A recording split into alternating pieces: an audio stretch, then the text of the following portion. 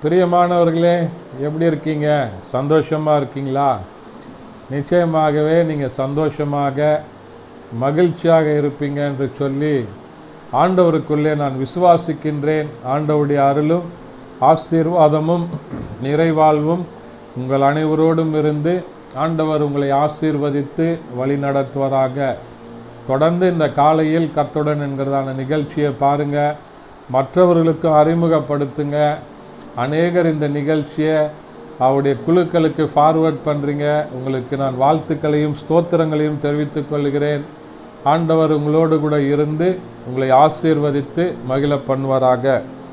இந்த நாளின் தியானத்திற்கு என்று சொல்லி நாம் தெரிந்து கொள்ளப்பட்ட வேத பகுதி சங்கீதங்களின் புத்தகம் 29ஆம் சங்கீதம், அதனுடைய 11வது வசனம் இப்படியா சொல்லுகிறது: கர்த்தர் தமது ஜனத்திற்கு பலன் கொடுப்பார், கர்த்தர் தமது ஜனத்திற்கு சமாதானம் அருளி அவர்களை ஆசீர்வதிப்பார் என்று சொல்லி ஆண்டவர் இந்த நாளில் ஆசீர்வாதமான வார்த்தைகளை, இந்த வசனத்தை பார்க்கிற உங்களுக்கு ஆண்டவர் பலனை தருகிறவராக இருக்கிறார்.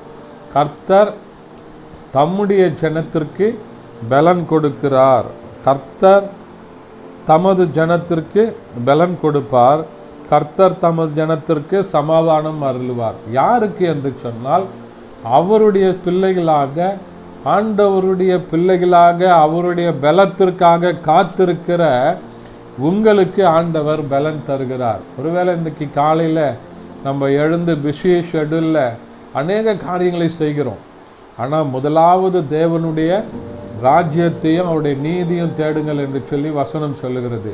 ஆண்டவரை தேடுகிறவர்களுக்கு, ஆண்டவரை நோக்கி பார்க்கிறவர்களுக்கு, ஆண்டவரோடு கூட வாழ்கிற அனுபவம் உள்ள ஒவ்வொருவருக்கும் ஆண்டவர் பலன் தருகிறவராக இருக்கிறார்.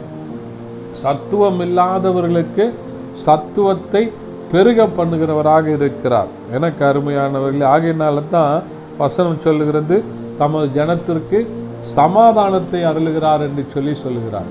அவருடைய பிள்ளைகளுக்கு என்று சொல்லி ஆண்டவர் தேவனாகிய கர்த்தர், அவருடைய குமாரனாகிய இயேசு கிறிஸ்து நமக்காக சமாதானத்தை, அவருடைய சமாதானத்தை வைத்திருக்கிறார். ஆகையினால சமாதானம் இல்லாமல் கலங்கி கொண்டிருக்கிறீங்களா? கவலைப்படாதீங்க. ஆண்டவரை நோக்கி பாருங்க, அவர் உங்களை சமாதானப்படுத்துகிறவராக இருக்கிறார். சமாதானத்திற்கு காரணர் என்று சொல்லி பார்க்கிறோம்.